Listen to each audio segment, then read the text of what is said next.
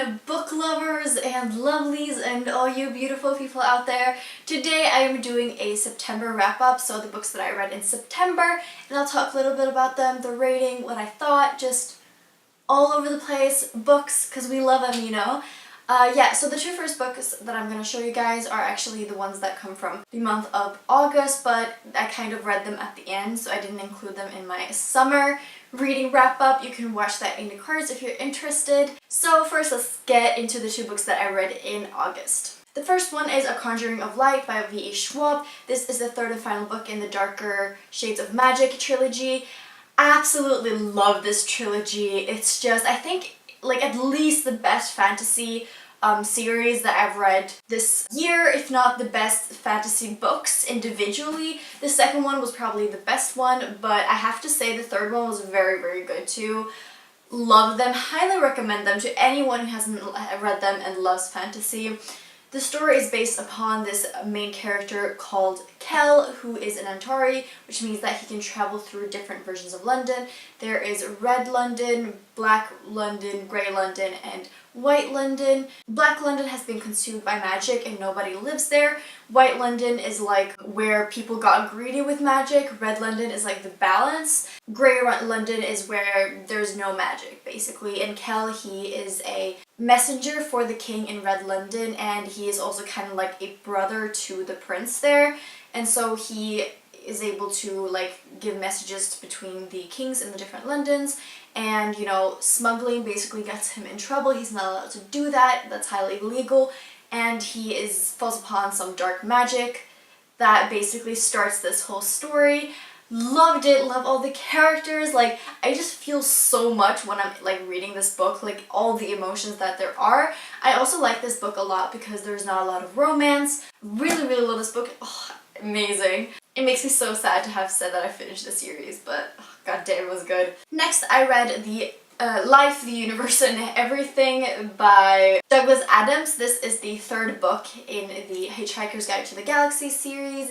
There are 5 books and this is the third one. Like, it is just so hilarious. Like, I can be on the tram and then something happens or something is said and I'll just like burst out laughing. And I just highlight so many things when I'm reading it because it's just hilarious. Like, there's no really plot to it. It's just like this main character called Arthur Dent, which is like the most normal character, like person ever, and he is also like one of the 2 people that's saved from Earth when the Earth explodes, and it takes him to only like this whole journey, like huge journey of the universe where he's just like hitchhiking from one place to another. And it's so funny. Like, I cannot even explain how funny it is. Like, it's not normal funny where it's like jokes, haha. It's just ridiculous and it's so good. Like, this is definitely my favorite sci-fi series or like books, no doubt. There was one line, I just flipped up to this page and I read it and it just like burst out laughing. It says, he wasn't certain whether he had just got space sickness or religion. Like, what? I'm like, ugh, I'm almost crying, like it's that good. It's just so amazing. I highly recommend this series. Now entering September, the first book I read was American Gods by Neil Gaiman. This edition is drawn like by Robert McGinnis. This super old, beautiful covers that he makes. I'm just so grateful that he exists. I've become obsessed with them and they're like thinner than usual, so I can like hold them like this. Love it so much.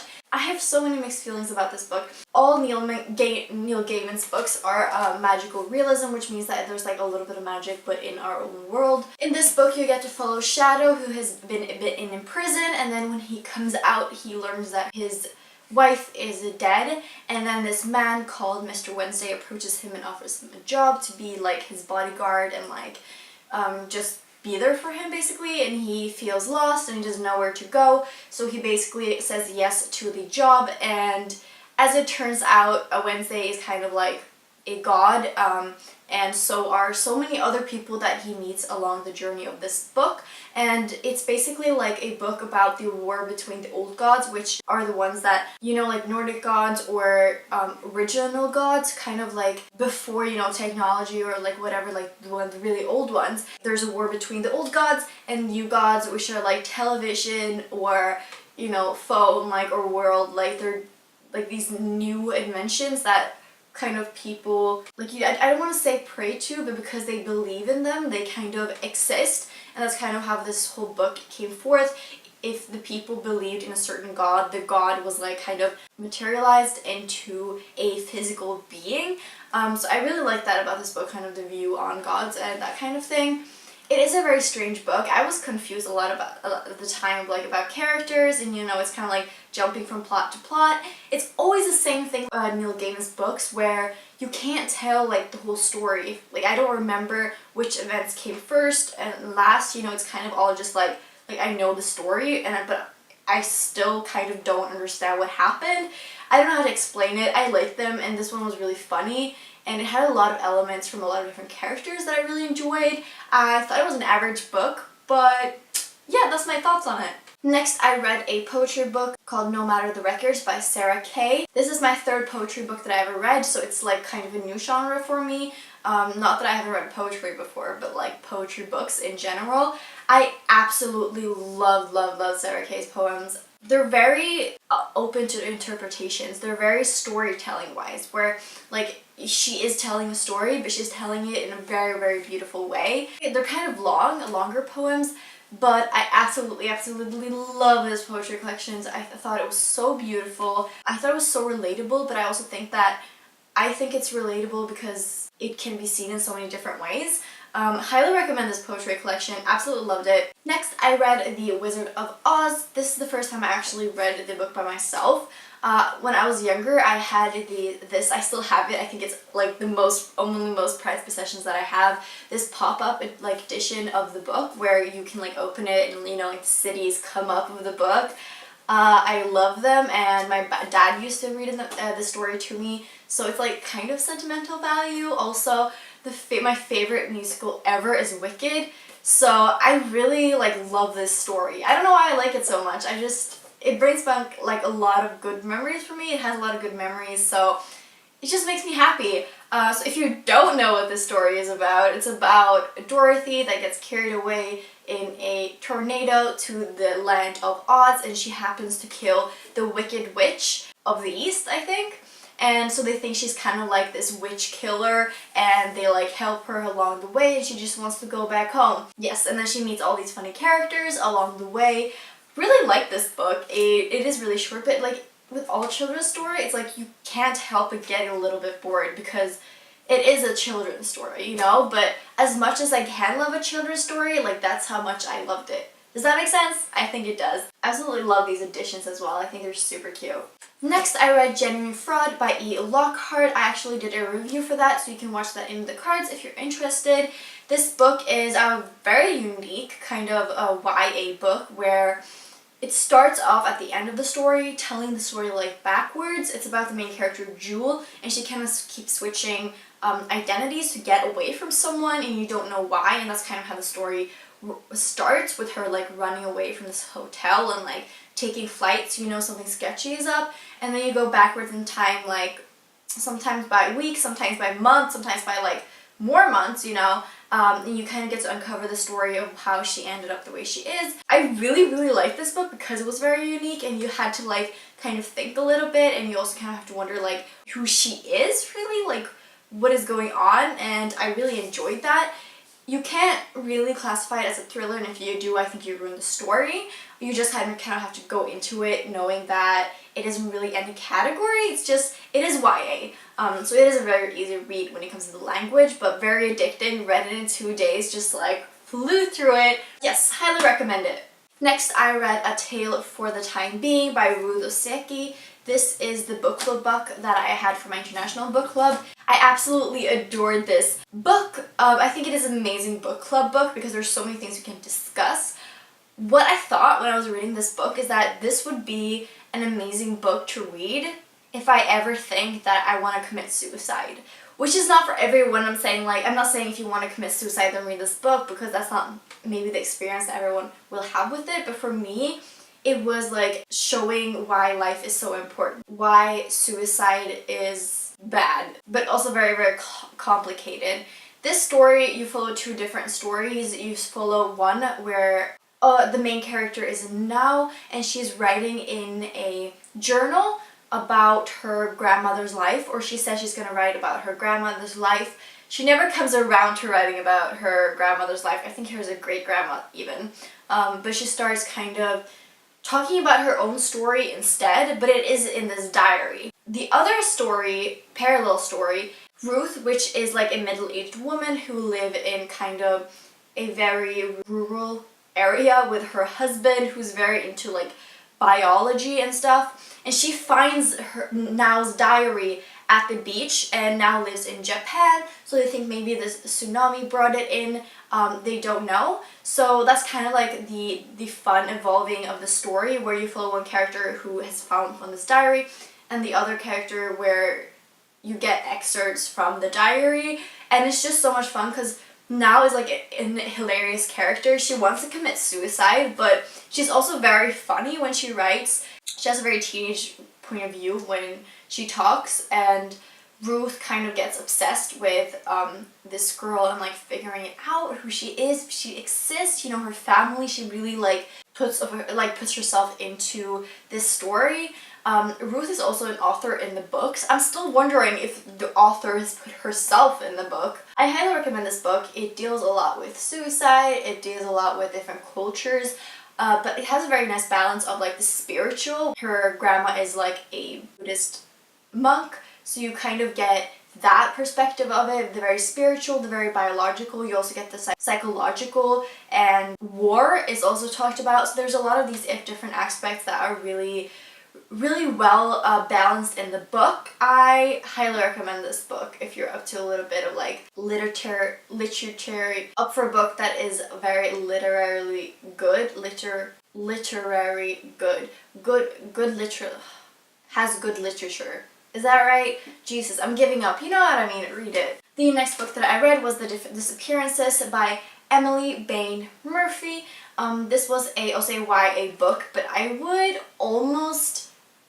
would say this is a middle grade book because it's just kind of very easy. It's basically has this huge, very cool concept, and that's why I picked up the book. It's about this girl, her mother dies, and her and brother have to be taken care of by her mother's childhood friend. So her brother and her go back to the town where their mother was born because their dad has to go to war. They kind of are very unwelcome there, and they're wondering like what is going on. Like they're told that every 7 years there's something that called the disappearances, where something disappears. And it can be anything from like a reflection, or like all reflections in mirrors or in water or anything like that, or sounds or smells or the night sky, the stars, you know, things just disappear every 7 years. And it started the day that their mom was born.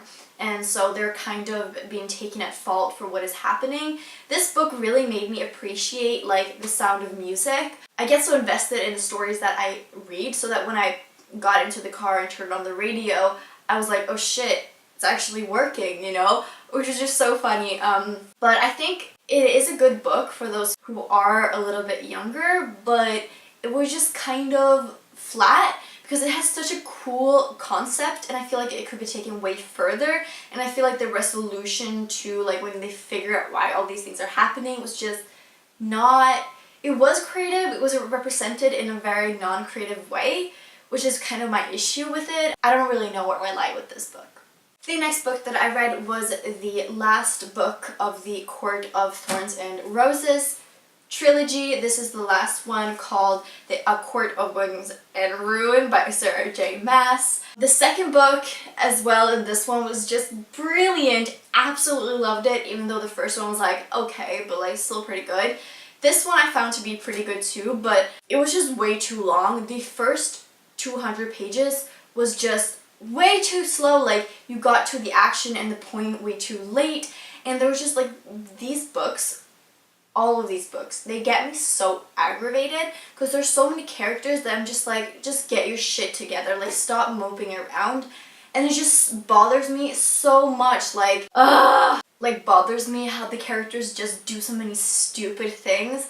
At the same time, the ending was very like satisfying, like all the characters just like wrapped up and like it was just, it was like a beautiful moment, you know?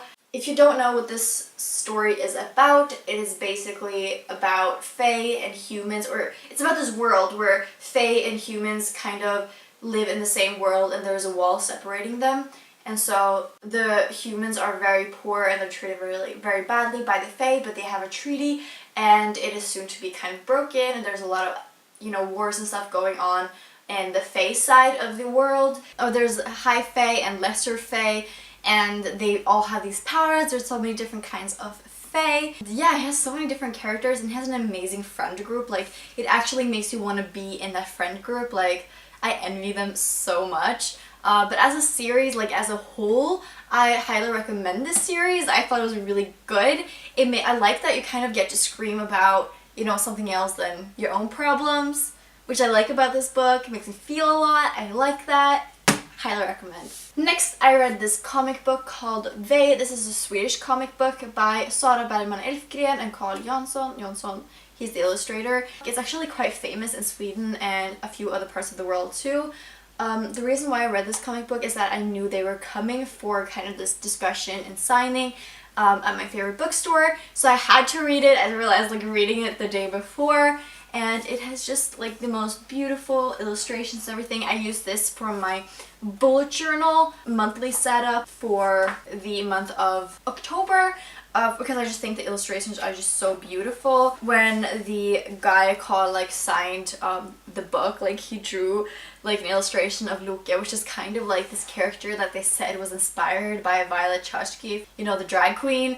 So I was just like, I love this. They're just like, the character is just so good. It's basically like Nordic mythology, like mixed with the giants. It's really good, and there's a second one coming out in 2019, I think. So if you're Swedish or if this translates into your language, I highly recommend this book. The last one that I read was Snot Girl. What can I even say about this? It is basically about this girl who is a fashion blogger. She's very famous, but she has allergy problems, and so she has like issues with, you know, snot, and she also has green hair. It says green hair, don't care on the cover.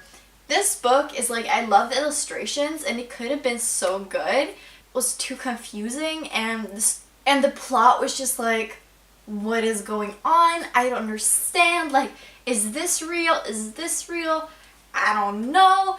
And so the ending was like a huge cliffhanger, and I was just like, I'm out. That's so confusing. Alright, so those are all the books that I read for a little bit of August and all of September. I hope you guys enjoyed. I hope you guys found some good book recommendations or like to hear my thoughts. And I hope you guys all had a great reading month last week. A reading month last year.